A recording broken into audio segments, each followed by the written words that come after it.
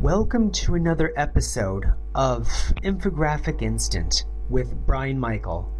In this episode, we're going to be looking at the question of government size, structure, and the way that government size and structure changes over time in response to a changing macroeconomic environment.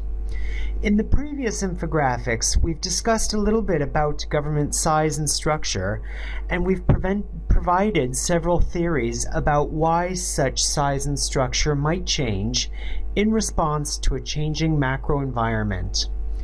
In one of the infographics, we've described the transactions cost approach to organization.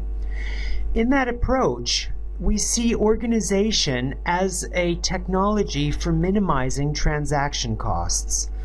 As it becomes cheaper to produce, consume, and transfer resources inside of government, we expect government to grow.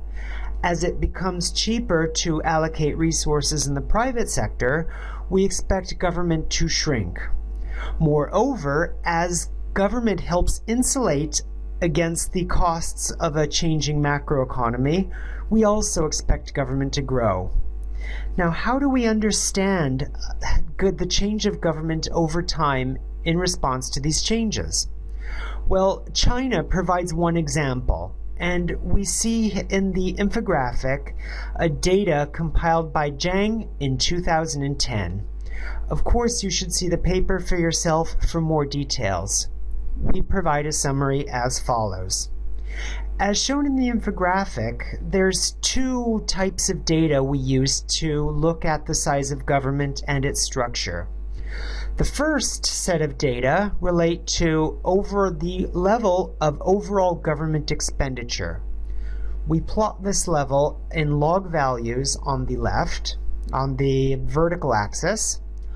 On the horizontal axis, we plot an index of provincial expenditure, namely relating to the volume of provincial expenditure, as related, particularly in this way, we can understand the relationship between provincial level government expenditure and general government expenditure. Now, what we see are four stages of structural change in the Chinese government structure.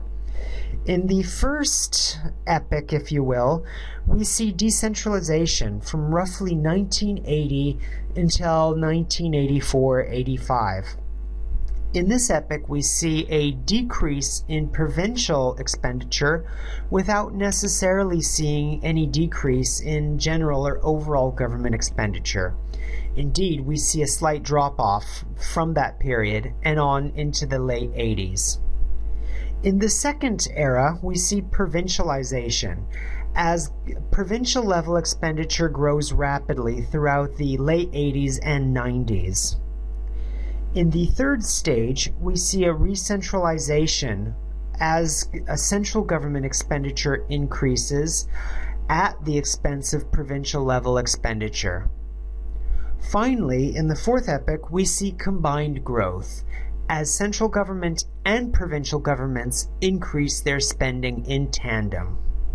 Now, what does this mean for our theory of government organization and its response to economic change? Well, we know that China experienced very radical economic change during that period. The 80s was the takeoff period, the 90s was the time of rapid economic growth, and particularly trade-related growth in the ocean-adjacent provinces, such as in Shanghai, Guangzhou, and so forth.